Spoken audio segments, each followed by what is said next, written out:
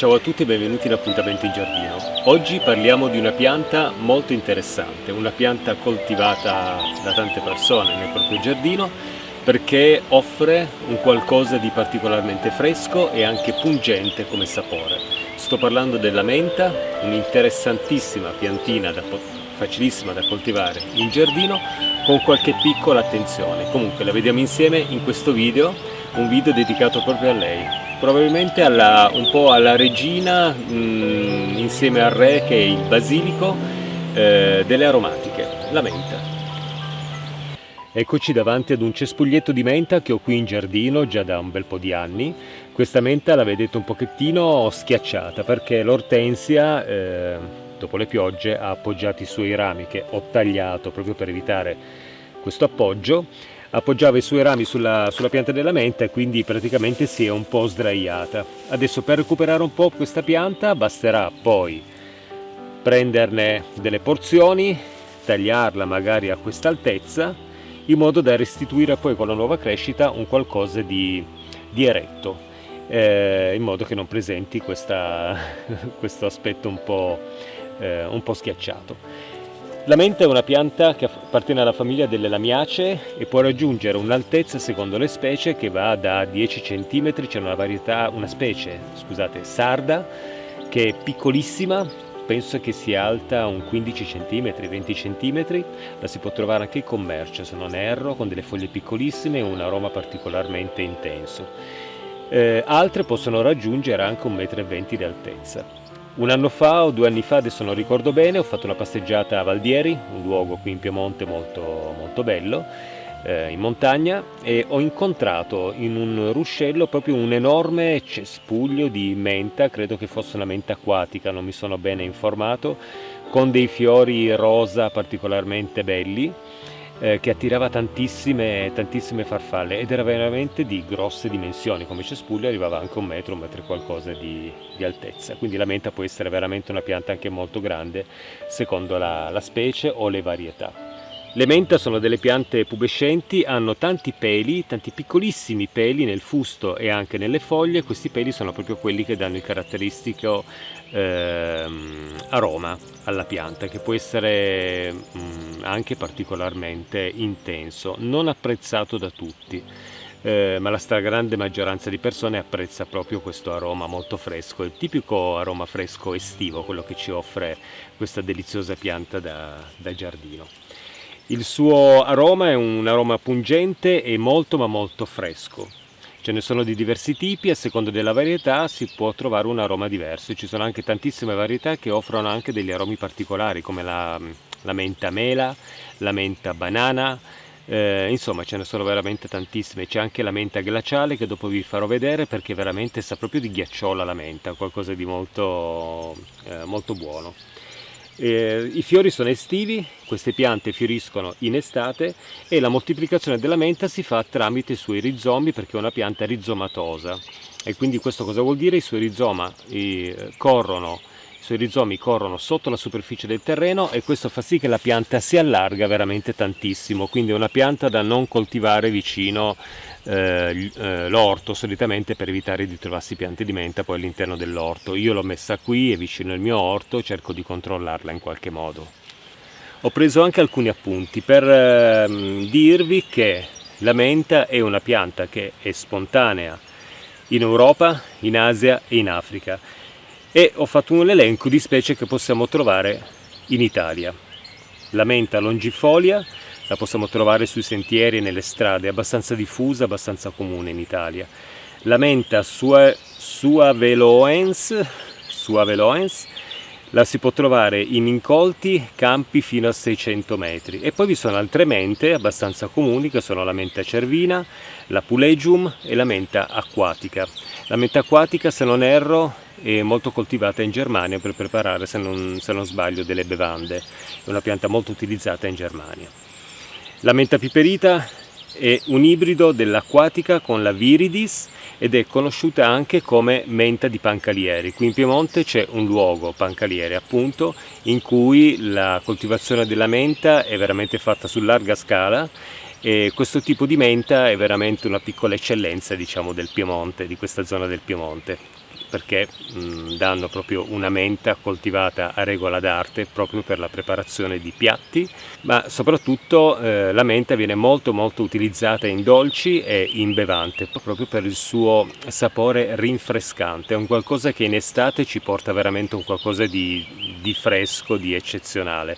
Adesso ci spostiamo perché volevo parlarvi poi dopo parliamo anche della sua coltivazione, però prima volevo portarvi a vedere un piccolo cespuglietto di menta glaciale che ho qui in giardino vicino alla pianta di Achillea, praticamente l'Achillea la sta soffocando, e poi volevo portarvi anche davanti ad una menta che io adoro, che ho qui in giardino e che cerco di preservare da ogni tipo di danno, perché è una menta a cui io tengo particolarmente, ed è la menta cioccolato, una menta un po' particolare, ma ne parliamo adesso spostandoci in un'altra zona del giardino.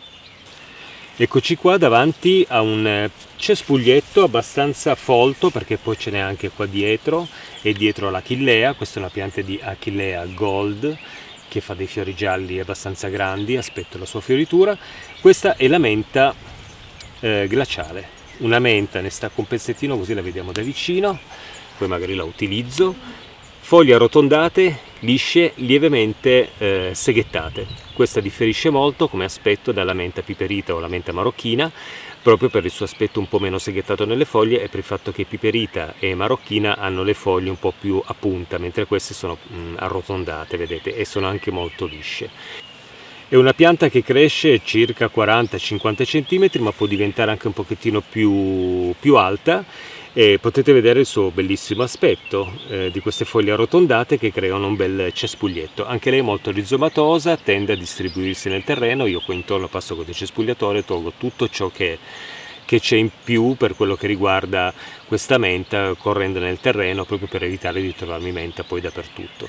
Quello che mi piace molto quando decespuglio è proprio il fatto che, passando il decespugliatore per decespugliare parti di terreno coperte dalla menta, in quel momento arriva veramente un odore meraviglioso nel naso, tagliando le piante, quindi diciamo rende il lavoro del decespugliatore anche abbastanza piacevole, la menta, anche se la decespuglio. A questo punto rimane sempre un po' sotto l'Achillea, un po' in semiombra, come piace comunque alla menta, perché è una pianta da sole, però se sta al sole deve essere poi inumidita spesso, bagnata spesso, perché il terreno tende ad asciugare più velocemente. Comunque della sua coltivazione poi ne parliamo dopo.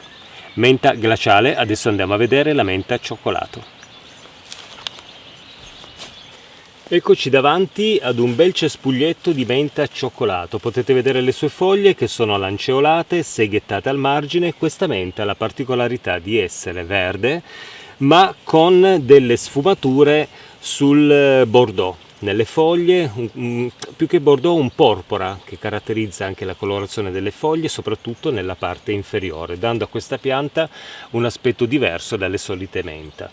È una pianta chiamata menta cioccolato per il fatto che il suo odore ricorda i cioccolatini After Eight. Non so se avete mai mangiato questi cioccolatini quadrati venduti in una confezione verde. Sono quadrati piatti di cioccolato fondente, e all'interno c'è una piccola parte di una sostanza bianca che ha proprio l'odore della menta, proprio il sapore, scusate, della menta. E lei è chiamata anche menta cioccolato After Eight proprio perché ricorda molto questo tipo di cioccolatino, di dolce. La menta cioccolato appartiene al gruppo delle mente piperite. Può essere alta dai 30 anche agli 80 cm, si sviluppa bene al sole, i suoi fiori sono viola, e il terreno deve essere particolarmente umido per questo tipo di menta. Va coltivata al sole o in semiombra. Io qui la coltivo nel retro della serra, prende la luce praticamente al mattino fino verso le 10, le 11, poi va, non dico in ombra, ma viene schermata la luce dal cielo trasparente della serra, quindi una specie di semi-ombra leggera, e nel pomeriggio ricomincia poi a ricevere della luce solare. Questo permette a questa pianta di stare in un terreno che non asciuga mai completamente. Io qui bagno molto spesso l'orto, quindi l'acqua arriva anche qui, e questo permette alla pianta di distribuirsi nel terreno con i suoi rizomi e colonizzare poi una buona parte del terreno. Io la coltivo, l'ho sistemata qui, sempre vicino all'orto, e quindi la controllo. Quando la vedo spuntare o la taglio, estirpo i rizomi proprio perché non mi entri all'interno dell'orto. Se mi sfugge qualcosa, a volte magari ne faccio un piantino e poi magari lo regalo a chi vuole la menta al cioccolato. Magari tra i miei amici c'è qualcuno che ha il giardino, la vuole mettere in giardino, allora faccio dei piantini e glieli regalo. È una pianta meravigliosa, consiglio a tutti di coltivarla proprio per dare al giardino, in cui ci sono la coltivazione delle piante aromatiche, tra cui le menta, una pianta leggermente diversa, perché come foglie, e lo dicevo prima, ricorda la foglia classica della menta, ma questo colore porpora al di sotto fa sì che questa sia una pianta un po' a sé, e quindi con un aspetto particolare che può spezzare un po' la monotonia, ad esempio, di un giardino in cui vengono coltivate tante menta e che spesso si somigliano un po' una con l'altra. Bene, abbiamo visto in questo video questa pianta veramente molto ma molto interessante, facilissima da coltivare. Ma come possiamo coltivare la menta per avere un bel cespuglio nel nostro giardino? È veramente molto facile. Diciamo che la condizione principale è una buona illuminazione, quindi una luce solare sarebbe ottimale per lo sviluppo della menta. Però possiamo metterla in una semi-ombra. In ombra la menta cresce lo stesso, ma rimane un pochettino più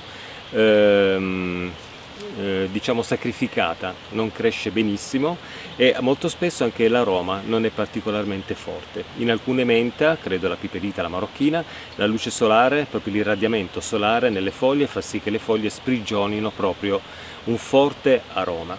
Il terreno deve essere un terreno, può essere anche sabbioso, può essere anche argilloso. La cosa più importante è che sia sempre umido, non fradicio, ma che abbia sempre una leggera umidità, come piace proprio a questa pianta. L'umidità permette ai suoi rizomi di entrare nel terreno e diffondersi tutto intorno, creando degli ampi appezzamenti di terreno proprio composti da questa meravigliosa pianta profumata. È una pianta rustica, quindi resiste benissimo anche al gelo. Poi ci sono delle varietà di menta che secondo me sono un pochettino più delicate, ma bisognerebbe entrare nel dettaglio. Io le mie in giardino, attraversano l'inverno, le lascio indisturbate, e poi quando arriva la primavera, prima dell'inizio dello scoppio vegetativo della pianta, io vado a tagliarle praticamente a livello proprio del terreno, lasciando, che ne so, un 5 cm magari di pianta, taglio tutto a 5 cm, e la pianta riscoppia poi di nuovo in primavera con una buona vegetazione. Quindi un taglio anche regolare durante l'anno, quando la raccogliamo, un taglio attento e regolare fa sì che la pianta si sviluppi molto bene, ramificando poi spesso e creando dei cespugli molto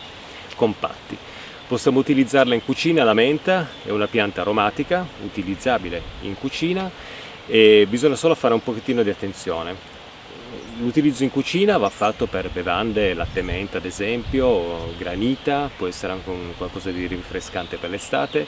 È molto interessante e molto buono anche un riso con della menta all'interno. Anche nell'insalata di riso possiamo inserire la menta, scegliendo magari la varietà che ci piace di più.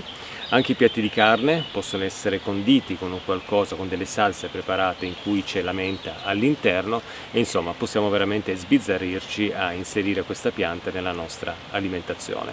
Però c'è anche da ricordare che la menta presenta due limiti, ovvero quella che è altamente sconsigliata in caso di reflusso gastrico.